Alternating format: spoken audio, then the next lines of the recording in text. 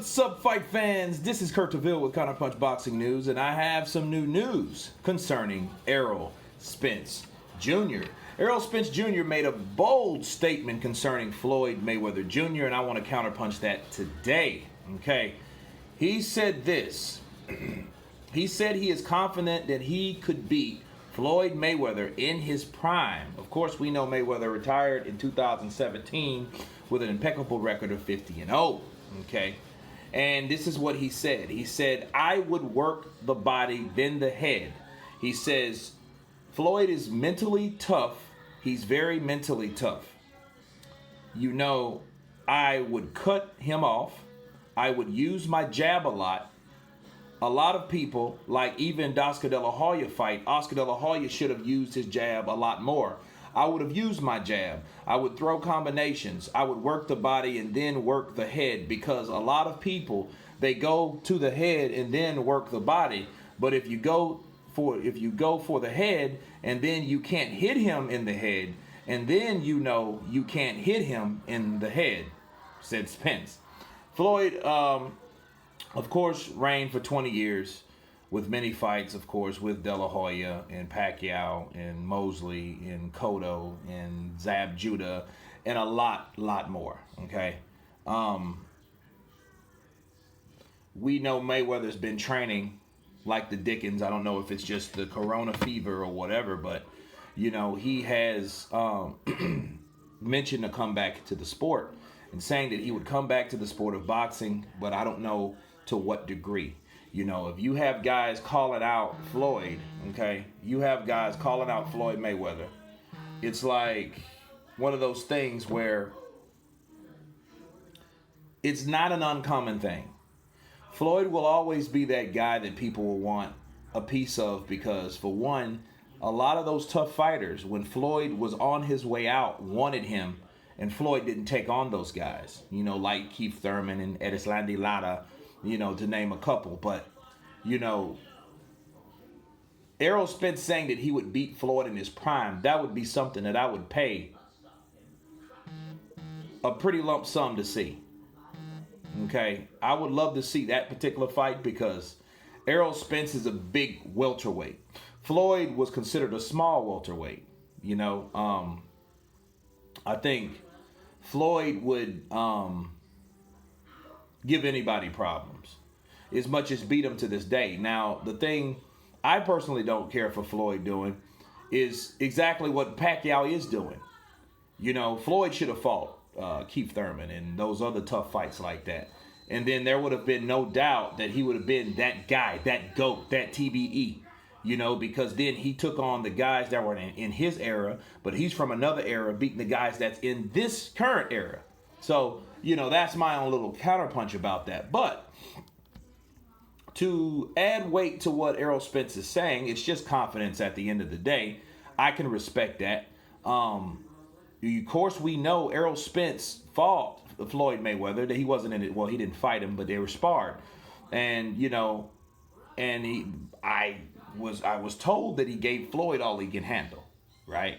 Now, I don't know what that really means. You know what I mean? Like, you know, to say, could he do that in a professional fight? Who knows? I mean, that was a younger Errol Spence before he might have picked up the drink or some other bad habits or whatever. But he, you know, being a young, strong fighter himself, I like the idea of his strategy towards Floyd. And see, a lot of fighters do make that mistake, like Errol Spence mentioned. They try to hit him in the head and they can't. You work the body first, then you set up. You know, if you slow him down a bit, then you set those punches up. Use the jab. And he was spot on about Oscar De La Hoya. Oscar De La Hoya was a guy that when his jab popped Floyd, it worked. I don't know why he didn't use it. You know, because that was one of the jabs, or one of the weapons that Oscar actually was effective on when he threw it. Okay, so it was one of those things where that's what made that fight a close fight, because Oscar was active, and Oscar was able to work the body, you know, and he made it a close fight. Floyd did throw the cleaner punches, but to me, Oscar and Floyd, that fight wasn't really any different than the Castillo fight. But Castillo did know how to work the body. Okay, so that's what he did also. He was able to work the body. You have to work the body. Jesus Chavez did a good job with working the body. When he fought him, he just ran out of gas because he was doing a pretty good job. You have to be well conditioned to fight Floyd. Okay, so that's my thing with Errol Spence. Errol Spence said he would beat him in his prime. That was a much aggressive Floyd. Okay, Floyd had that shoulder roll, and even at that time, I think he had mastered it, but he did get hit at times. And I would give Errol Spence a decent shot at a prime Floyd because Errol Spence is tough, you know. And this tells me something about Errol Spence. This isn't coming from the drunk Spence. This is coming from the Spence that actually studied Floyd. He knows what he's talking about. Because Floyd is that type of guy, you have to work the body. I know he's going to block it a lot with that, with that Philly shell, but you have to beat him up. You have to outwork him. And in a lot of times, if you outwork him, you can pull off a decision. But knocking him out, I'm not really sure about, because Errol Spence, I don't think he has anything, spectacular, just for his work, just his work rate. So he could work the body, tire out Floyd, and then he said a prime Floyd. That's a big statement. Because Floyd, I never seen Floyd tired, ever. And we know that Floyd's a gym rat. He doesn't get tired.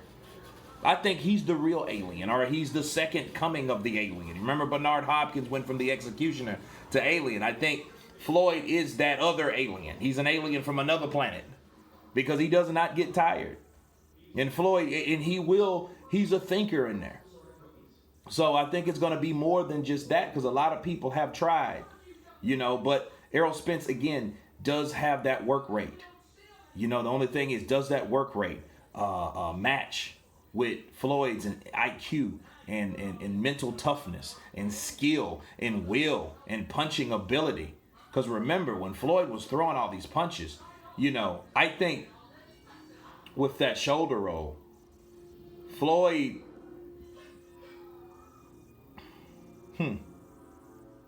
he said a prime Floyd. It's like, the only time I seen Floyd, honestly, kind of lacking a bit is his last performance against Conor McGregor. I seen where the age was just now showing, but he was 41 years of age at that time. Okay? When he says the prime, is he talking about the Floyd that fought Mosley? De La Hoya? Is he talking about that Floyd? Because if he is, the only thing we can do, this is what we can do, okay? We can go back and look at Floyd, because Floyd is 43 years old, right? 10 years ago, that had to be 2010. So that made him 33. So we'd have to go back 3 more years, because what? Errol Spence is what? 30. So let's do it age to age. 30 years old, March 3rd. So he just turned 30. He's a fresh 30. Hell, he just turned 30 last month. You know what I mean? So let's see. We have 30 years. Then we have Floyd at 30 years. And who was Floyd fighting at 30 years of age? I still don't think, I don't think Errol Spence would beat him. I just don't. Because, let me look up Floyd real quick.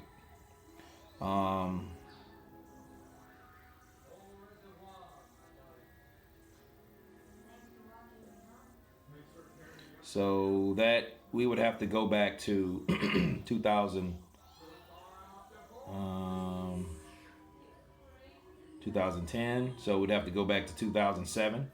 He was fighting Ricky Hatton and Oscar De La Hoya at that time. Okay, so that version of Floyd, he would still beat Errol Spence, because he would still beat Errol Spence, because the type of style Errol Spence has, Floyd would pop shot Errol Spence. He would pop shot him because he's quicker. He would hit the target, and before Errol could react, he would take a walk around the park, or take a walk around the block, right? And reset, repeat the process. Then Errol would pressure him to the ropes with the body punching, probably use the jab, right? Or throw a combination. That's if he doesn't get countered. But you have to remember something about Floyd. When you're talking about throwing jabs, you can't throw that many jabs at him because it's what you call a pull counter. He will pull counter that jab, and counter with his right hand, then dip out. Now, you could do what Marcos Maidana did back in 14. You could indeed throw a jab in the right hand, anticipating that counter.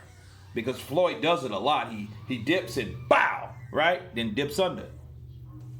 But still, that would be a task. But it would be one hell of a fight, because if he doesn't beat Floyd, I think Errol Spence would give one hell of an effort. And, I think he would give that type of Marcos Maidana 1 effort. You know what I'm saying? He would give that, because you see, the thing about Floyd, you have to understand, you can't outbox him. I don't think you can really outthink him. I just think you have to outwork him. Fighting pure boxers like that with that type of counterpunch ability and ring IQ, you would have to just outwork him. If you have power, good. Use it to your advantage by working the body. If he throws 2 punches, you make sure you throw 6. Okay, that's how you do it. Okay, they like an Erislandy Lara. Those guys like that, you're not gonna beat them boxing. You can just outwork them and overpower them. That's the way you beat them. You got to fight them. And if he doesn't fight Floyd, he will be outboxed by Floyd.